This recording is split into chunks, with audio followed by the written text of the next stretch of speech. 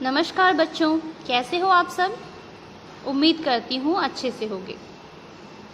आज हम देखेंगे पहले पाठ का चौथा प्रश्न, पेज नंबर 15। देख रहे हो आप सब। नंबर 3 तक तो हमने पहले ही कर लिया था। अब आगे, कविता से तुकांत शब्द छांट कर लिखो। यानी कि तुकांत शब्द का अर्थ होता है कविता से तुकांत शब्द छांट कर लिखो। तुकांत अर्थात अंत में, शब्दों के अंत में एक जैसा स्वर। जैसे आती में ईकार है और दहलाती भी ई का स्वर है। आती, दहलाती, ती का स्वर दोनों में आ रहा है। होते, खोते, इस तरह के शब्दों को हमें कविता से छांटकर लिखना है। आप कविता को पढ़िए और स्वयं कोशिश करिए इसे लिखने का। मैं उदाहरण के तौर पर एक बता रही हूँ। जैसे जग मग, लगाते बनाते, लाली उजियाली। इस तरह के कुछ शब्दों को आप छांट कर यहाँ लिखोगे।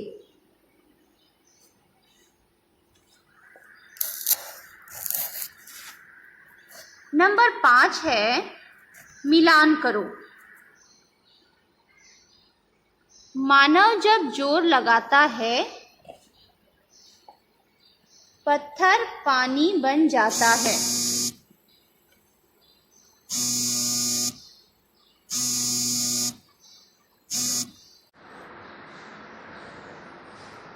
अगला प्रश्न है,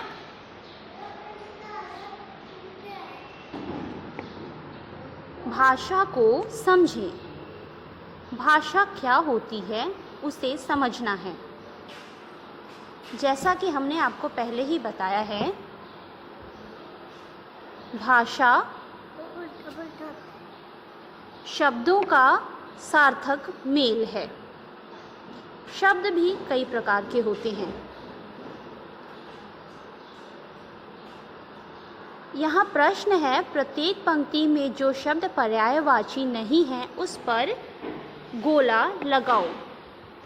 पर्यायवाची अर्थात एक ही अर्थ वाले शब्द, समान अर्थ वाले शब्द, पर उसके वर्ण भिन्न हो सकते हैं, जैसा आप लोगों को पहले समझाया जा चुका है।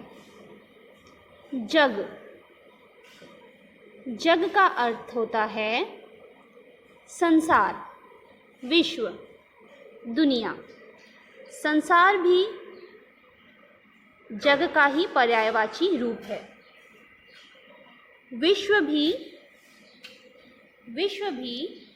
पर्यायवाची रूप है और दुनिया भी। तो यहाँ पर्यायवाची नहीं है, वो है धरती। आदमी, मानव मतलब भी मनुष्य जाति ही होता है। मनुष्य मतलब भी मनुष्य, मानव। इंसान का अर्थ भी आदमी से ही है। यहाँ एक और शब्द है सदन। सदन का अर्थ है घर या गृह।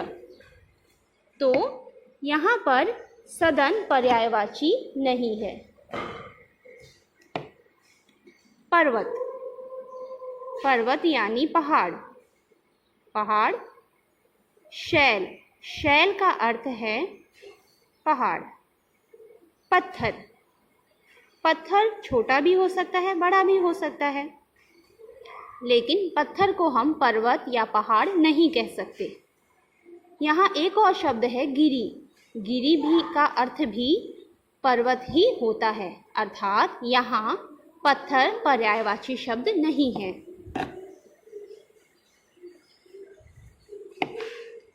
पानी, पानी तो आप सभी समझते ही हो, जल का अर्थ भी पानी, नीर का अर्थ भी पानी और शलील का अर्थ भी पानी ही होता है। यहाँ मेघ लिखा हुआ है एक शब्द, मेघ का अर्थ है बादल, तो यहाँ मेघ पर्यायवाची शब्द नहीं है।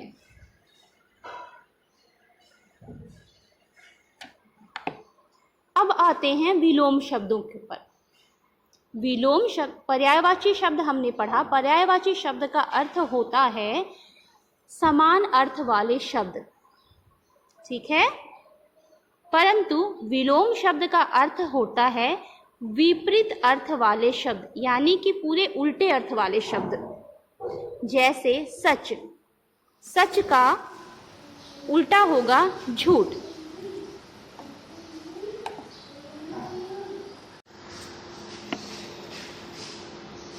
सच का विलोम शब्द हुआ झूठ।